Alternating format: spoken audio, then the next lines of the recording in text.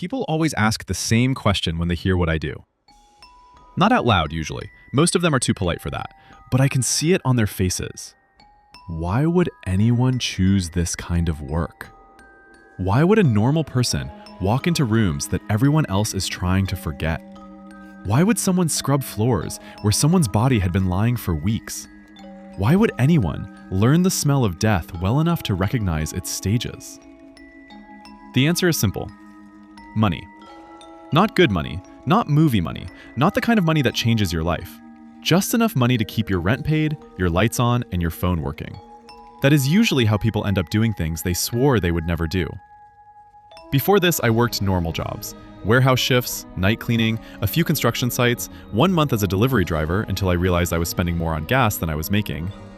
Normal jobs have normal humiliations. Managers who call you buddy when they mean idiot. Customers who look through you. Schedules that change after you've already built your week around them. This job was different. Nobody looked through me. Nobody looked at me at all. I would get a notification, an address, a code, a time window. I would go inside, I would clean, then money would appear on my card within the hour. No interview, no small talk, no team meetings, no one asking where I see myself in 5 years. In this work, 5 years feels like an arrogant thing to imagine. The first apartment I cleaned belonged to a retired math teacher.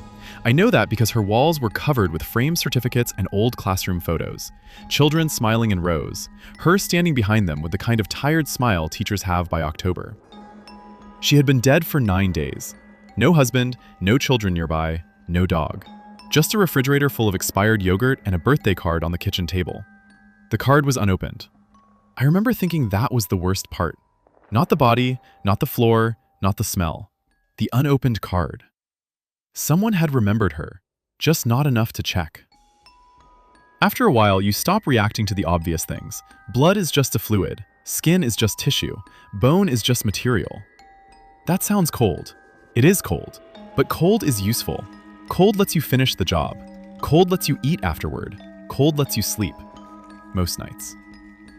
The things that stay with you are smaller. A kettle left half full. Slippers placed neatly beside a bed. A grocery list with 3 items on it: milk, bread, apples. People make plans right up until the moment they stop existing. That is what nobody tells you. Nobody feels unfinished from the outside, but every room does. The company trained me for exactly 2 hours. A man whose name I never learned showed me how to seal a doorway with plastic, how to tape my sleeves to my gloves, how to identify what had soaked through and what had only stained the surface. How to tell from smell alone whether the subfloor had to come up. Then he handed me a respirator and said, "Never trust the mask completely." I thought he was joking. He wasn't. The mask helps with the smell, but it does not help with knowing. There is a difference. Smell is something your body notices. Knowing is something that stays after the smell is gone. I started keeping records, not because anyone asked me to, because numbers made the work feel less human. Dates, addresses, square meters, hours billed, type of contamination, time between death and discovery. A spreadsheet is a nice place to hide from grief. Rows do not cry. Columns do not ask questions. Averages do not stare back at you from the floor. That is how I learned the number. 17 days. On average, it takes 17 days for someone to become a problem other people are forced to notice. Not a tragedy. Not a loss. A problem. A smell in the hallway.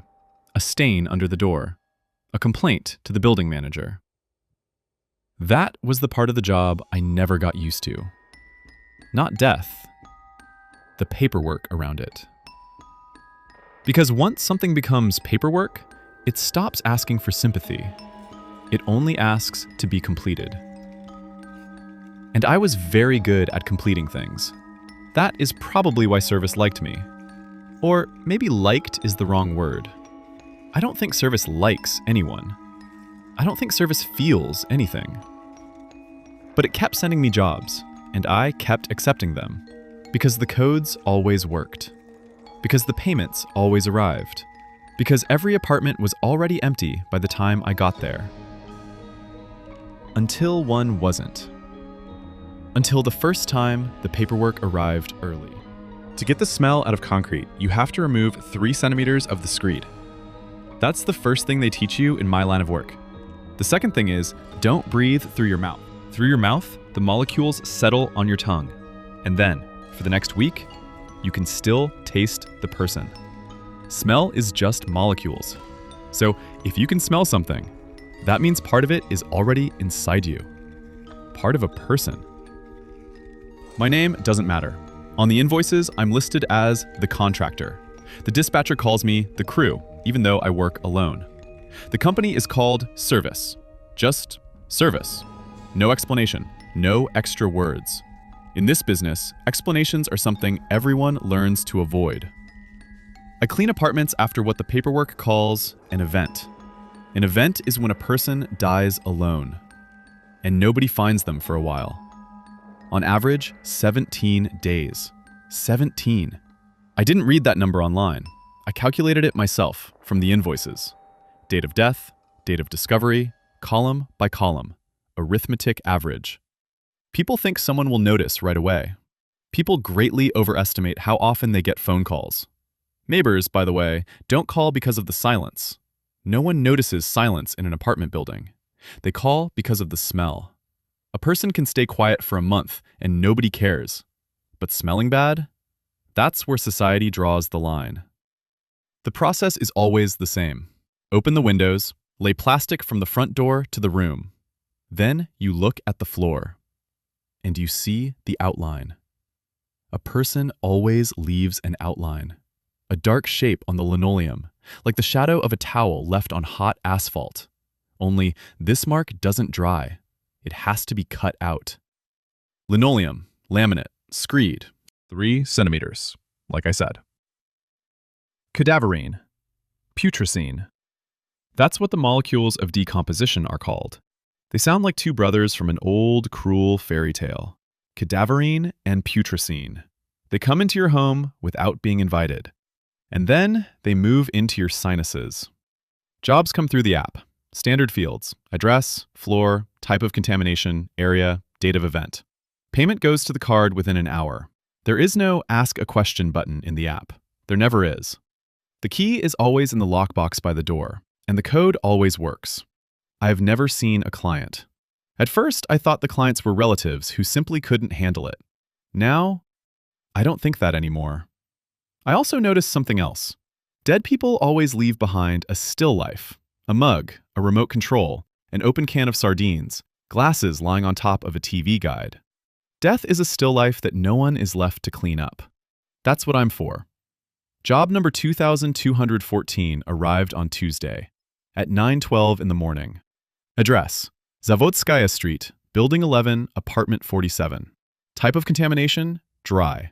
Area: 8 square meters. Date of event: Wednesday. Wednesday was tomorrow. I decided it was a typo. I drove there to check, and not because I'm noble. If you show up to a non-existent event, service fines you for a false call-out. Apartment 47 was opened by a woman about 70 years old. Behind her, a television was mumbling. The apartment smelled like heart drops and fried onions. Alive.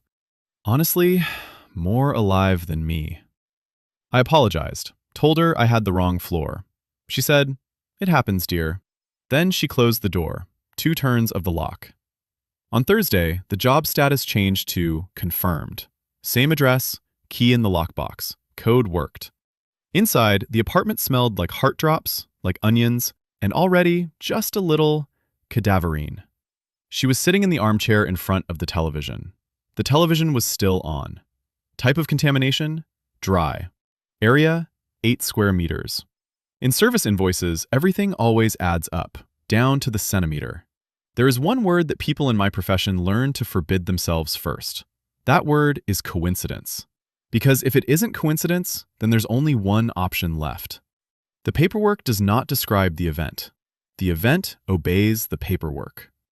So I started checking. Job number 2231. Date of event: 3 days from now. Male, around 40, 9th floor. I rang his doorbell and told him the truth. All of it. Every field, every line. Just like it was written in the invoice.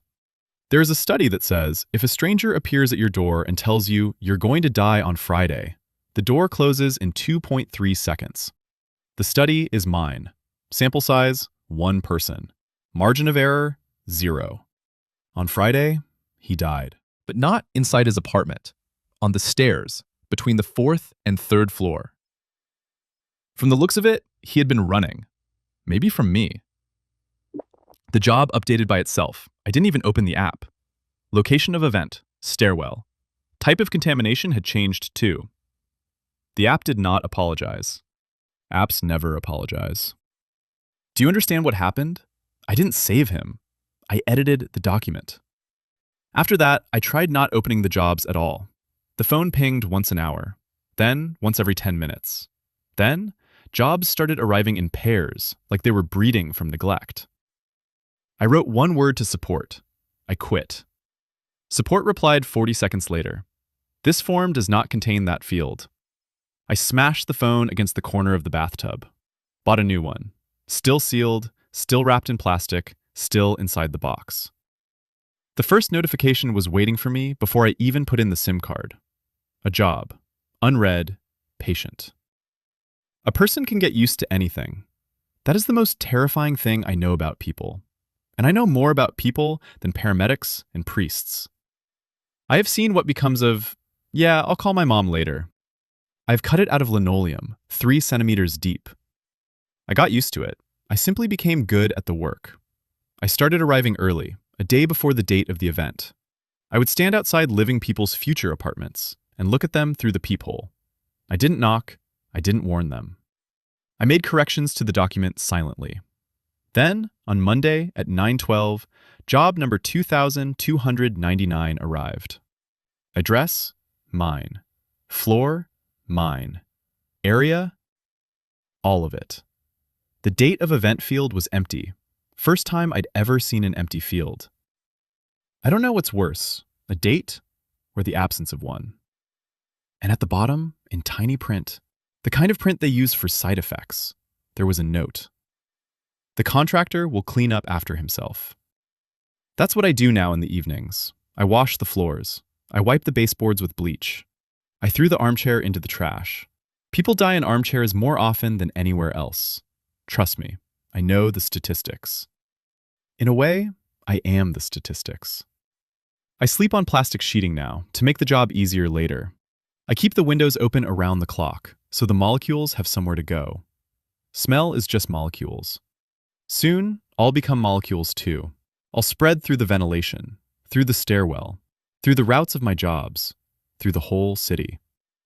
So if one evening you notice a strange smell in your apartment, something you can't compare to anything else, don't rush to call anyone. It's just me, already inside you. Made it to the end? I'm already grateful. And if you'd be so kind as to like and subscribe, I'd be almost happy. Bye.